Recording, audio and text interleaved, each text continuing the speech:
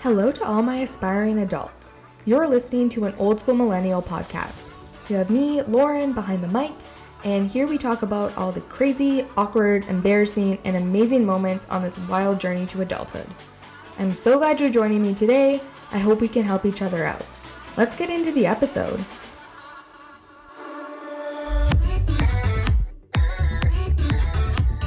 It's like a conversation, but make it a podcast.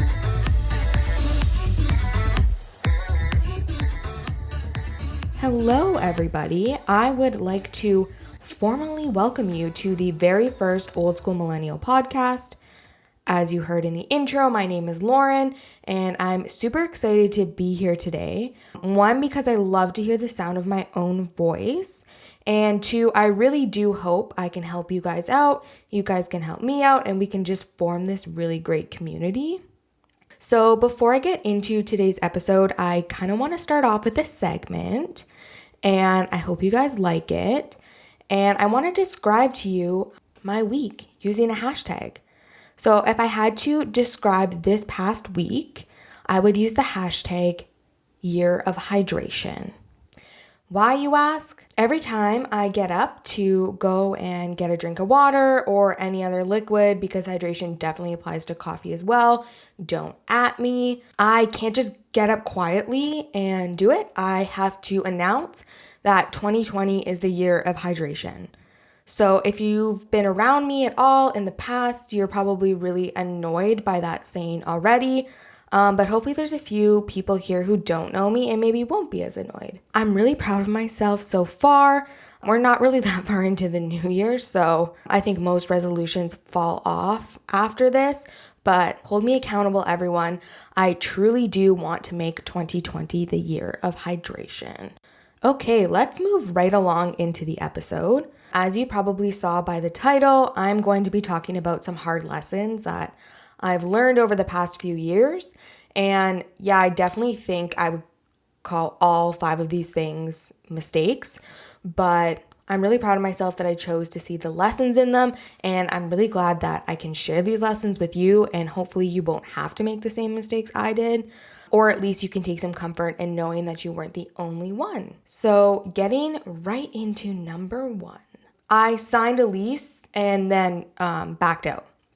So that was a ton of fun and a super expensive mistake. But anyways, I did learn a few things from it, so let me share with you. I'll preface this by saying that what I live in now, I commonly and lovingly refer to it as the shoebox, but use your imagination, shoebox means tiny. And I always said that if I got a good job, I would stay in this place now because it's not super expensive. And, I would do the responsible adult thing and save up some money, put some money back on my student loans, like start paying those back. All of those amazing, fun adult type things. But then I got a good job, got one paycheck, and immediately started looking for apartments, which probably should have been the first sign that it wasn't going to turn out well. It was basically going against absolutely everything I said before.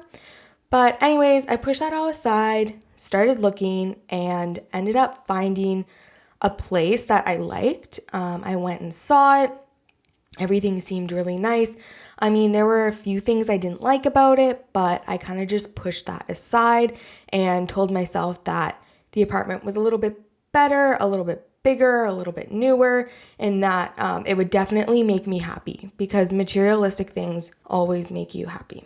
Anyways, so I saw, just the one apartment and really did my due diligence there.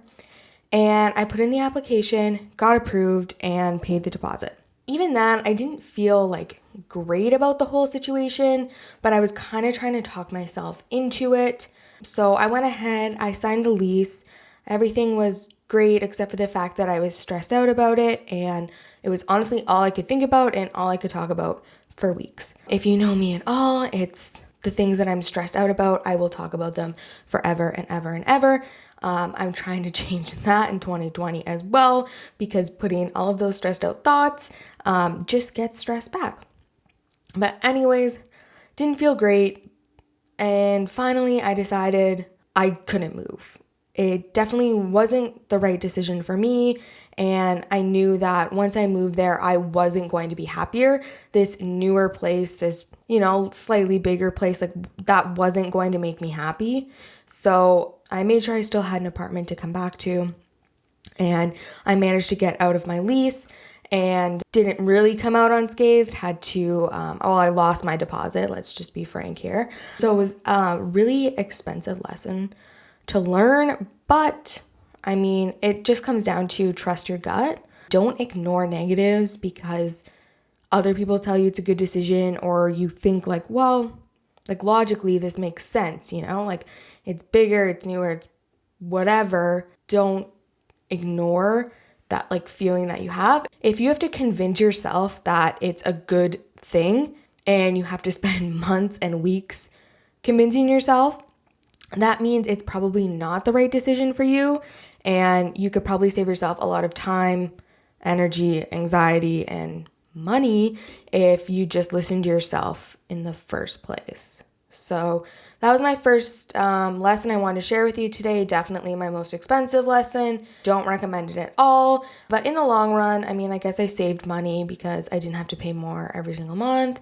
And now I can use all of that extra savings to do the super fun things I like to do, which includes staying home and like watching Disney Plus or Netflix or whatever streaming service. It's going to become a common theme in this episode, but moving too fast is definitely one of my personality traits and ties directly into number 2, part 1, which is moving to an expensive region.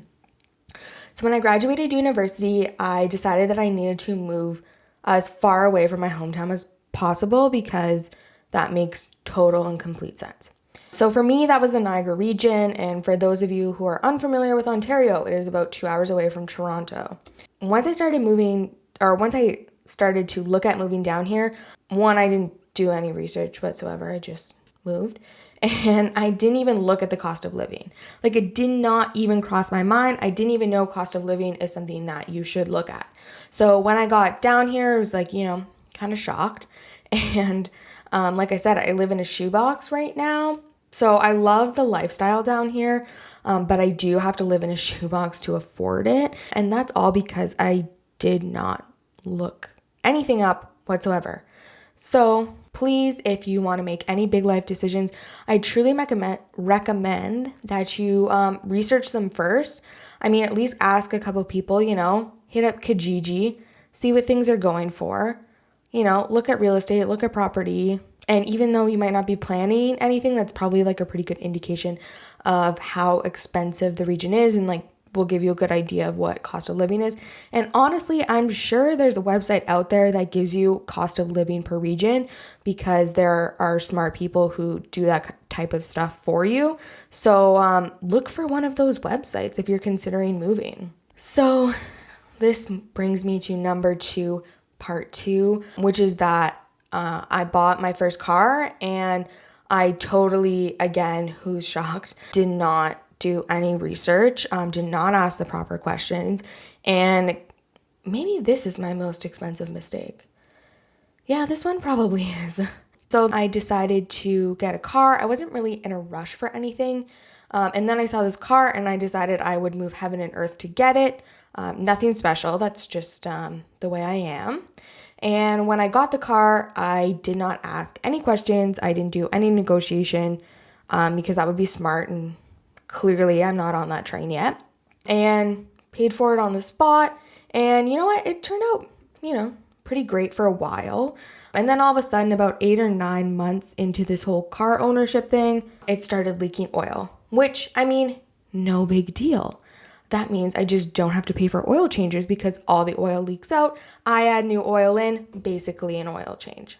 Well, it didn't exactly work out that way. And one morning I was at the farmer's market doing what you do at the farmer's market, aka looking at everything and buying nothing. And then I was on my way back, and it was like kind of in the middle of nowhere, and my car just died and just did not have the will to move anymore.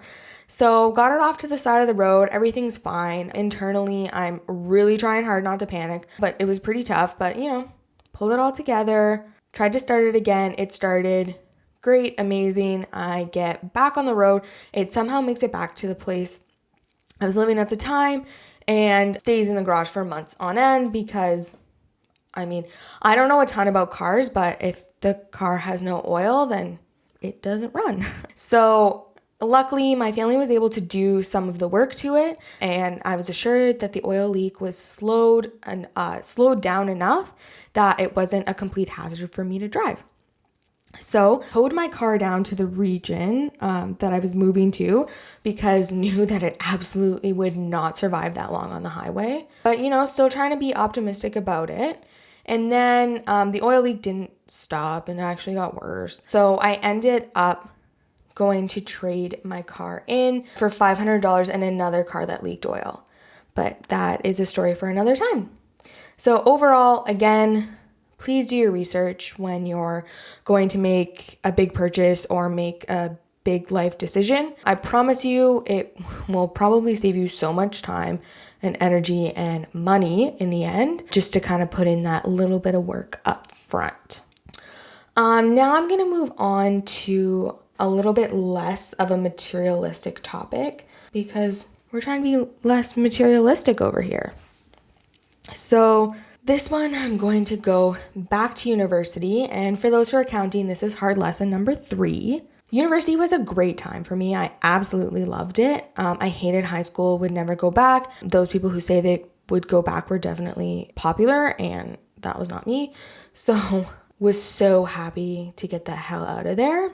But then I went to university and I met some amazing people, and I got closer to some people I had already known before going into university, and I absolutely love and adored them, still talk to them to this day, and honestly don't know what I would do without them. But I definitely did focus way too much on other people's actions and chose to focus a lot on negativity and kind of spurring that negativity and perpetuating this cycle of negativity instead of just focusing on bettering myself. So I definitely think this took time and energy out of creating stronger relationships with the people who were bringing positivity into my life, and took so much time and energy away that I could have been using to make myself better and to just kind of surround myself with positivity. But one day I realized that I had the power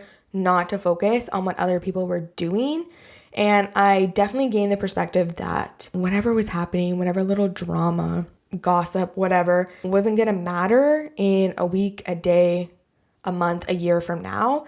And flash forward, it absolutely doesn't matter whatsoever now. And I honestly never think about it again. So yeah, definitely don't spend too much time focusing on negative people, and don't be part of the rumor mill. Don't be part of the gossip. Cut the cycle and focus on what's going to bring you positivity, because what you put out there is what you get back. So if you're just constantly talking about negative things, constantly talking about drama, that's what you're going to attract. And it's truly not worth it. It is not going to do anything good for you. So I would also say to find someone who's safe to rant to. Of course, everyone needs to rant. I think it's cathartic and I think it does wonders for the soul. But I choose to rant to people who I know won't let me sulk in the negativity and won't continue in the negative cycle.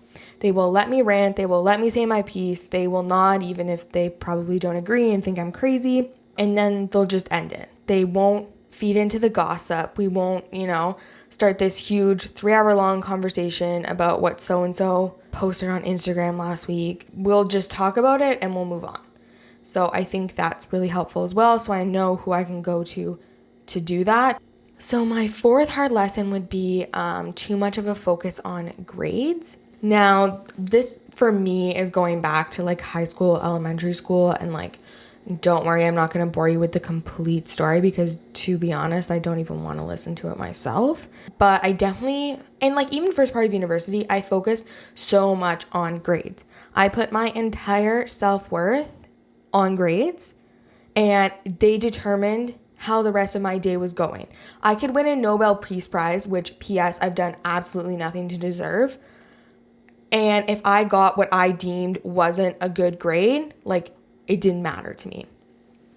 It was only grades, and that's who I was. Like I was that like quote unquote smart person, which don't even get me started on that. Grades do not equal intelligence at all. But it just was like super unhealthy and did not put me in a good mindset ever.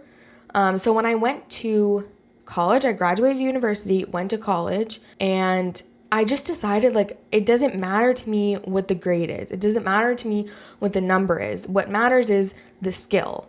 Like when I'm going to use an example from my program. I took a public relations program, so we wrote a lot and we wrote a lot of media releases. So as an example, when I got a media release assignment, the whole time that I was doing it, I wasn't thinking about what grade I was going to get at the end. I wasn't thinking about like that number. I was thinking about, do I know how to write a media release? If I sent this media release to a journalist, would they laugh in my face because it was that bad? Like that's what I didn't want. I didn't want the quote unquote poor grade. I didn't want the good grade. I didn't think about that at all. I just thought about the skill. Like, am I learning the skill? And once I made that shift, everything was a lot less stressful for me. I didn't, go to school every day in fears that I would get a bad grade. And even if I did get a grade that I didn't love, I didn't look at it as a failure. I looked at it as like an opportunity to learn more, an opportunity to improve in an area that maybe I wasn't as strong in. So for me, that made the world of difference, just that little shift in perspective to, like I said, number to skill. And at the end of the day, my grades were probably just as good, if not a little bit better, than when I was literally pouring every ounce of my soul and my time and my energy into making sure that number was where I wanted it to be or where I thought it should be. So just a little tip to, bring some positivity to your life, stop the negative, all that fun stuff. And then my last but not least, certainly not least, this is something super simple, but to me it made a huge difference. So I'm super fortunate that I made really good friends when I moved down here. And some of those friends were more familiar with the region that I was. So I just kind of did like whatever they suggested. Like if they wanted to go out for wine, we went out for wine. If they wanted to go on a wine tour, we went on a wine tour. I swear we're all okay. We just really like wine. So anyways, I don't think that was great for me. Instead of taking control of what was going to make me happy, I was just waiting for someone to text me for plans. Like if no one texted me, then I would just sit in my room. And I mean, don't get me wrong. I think, especially for me, alone time is super important. It helps me recharge. But there were certain things that I could be doing that would make me happier. And I just neglected doing them for a long time because there's so many responsibilities. As adults, you're supposed to keep everything clean. You're supposed to, arrive everywhere on time. You're supposed to go grocery shopping. You're supposed to cook. And then you're like, oh, maybe I should do something that makes me happy. Where does that fit into my schedule? I just started taking time out of my day or week to do something that would, like, for myself. So I took a French class. That was really great. Still can't really speak a lot of French, but whatever. And I took a spin class, which I absolutely love. And so just doing little things like that. And I found that made me a lot happier. So take a little bit of time for yourself, like even if it's just once, twice a week. And I definitely think you'll notice a huge difference. So now I'm going to share some bonus stories with you because I know that's exactly what you wanted. Just some little things that I'm not good at and want to share in hopes to make you feel like you're not alone in these things. Because I know you guys do these too. And I know that maybe we just don't talk about them, but we're going to talk about them. So I suck at dishes. Like, who else out there hates doing dishes?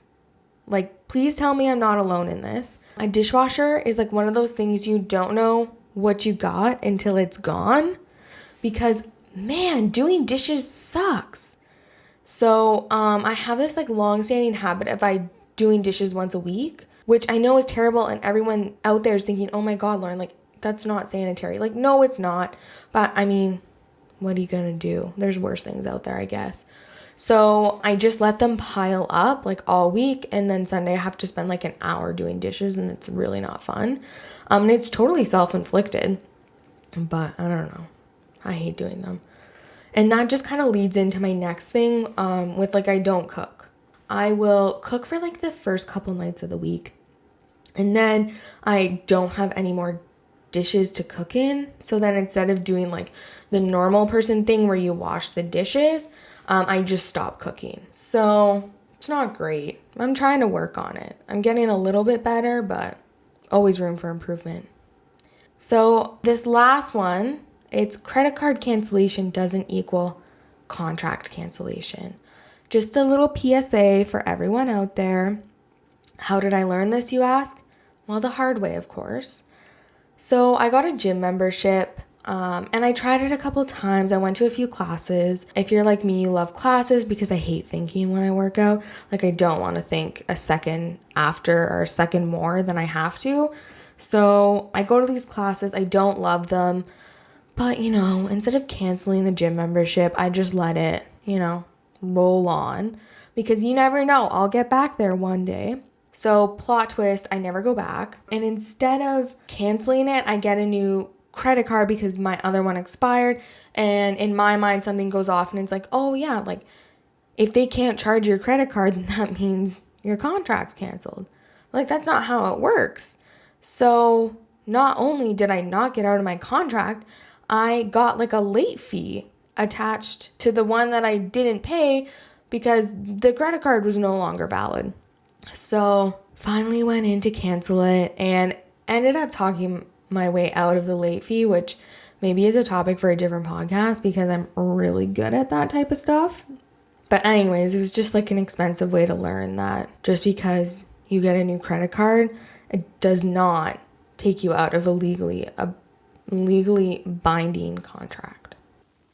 So those are the lessons that I'm going to share with you today. And bottom line, this whole adult thing is friggin' tough and kind of sucks that there's no guide, but hopefully I'm here to help you guys out a little bit. I've made so many mistakes along the way, and literally every other day I say I'm having a quarter life crisis. And although some of these lessons were harder than others and some of them were more expensive than others, I'm choosing to see the positives, and how much I learned from them and how excited I am that I now get to share them with you. So I truly hope that you learned something from this, or you could relate to me in some way, or maybe you're just concerned for my well-being, and believe me, I am too. But I've had so much fun this episode, and I mean, I'm feeling it. I'm sure you're feeling it.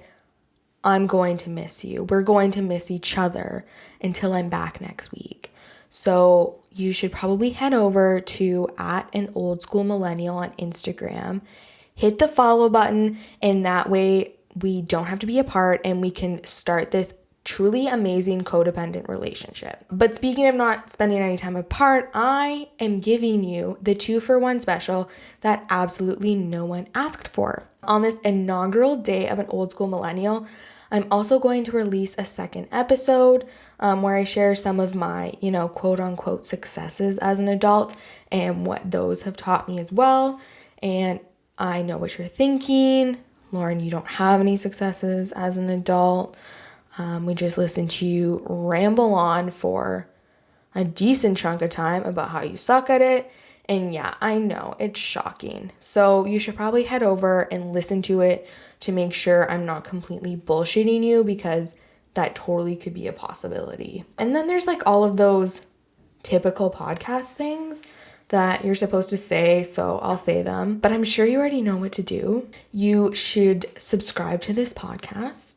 You should rate it. You can rate it good. You can rate it bad. To me, honesty is the best policy.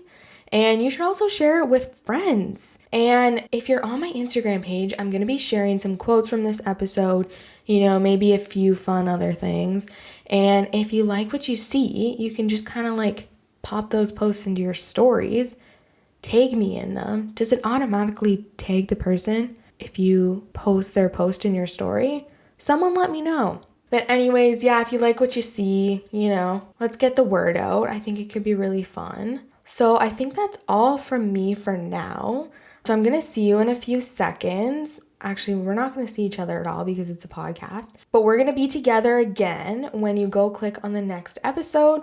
Or if you really want to be that way, I will see you next week. Thank you for listening. This has been so much fun. And be excellent to one another. Hey, so yeah, it's me again. I kind of lied earlier when I said I was done. But I screwed up a lot making that episode. And I kind of want to share some of those with you. So hope you enjoy. Hello, everybody. Totally forgot. What am I doing Friday, February 7th? So the actual podcast, or maybe the introduction. Yeah, the introduction.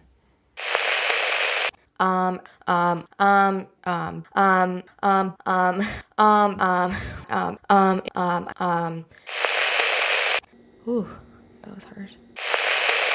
Oh, that sucks. Oh my God. See you next week.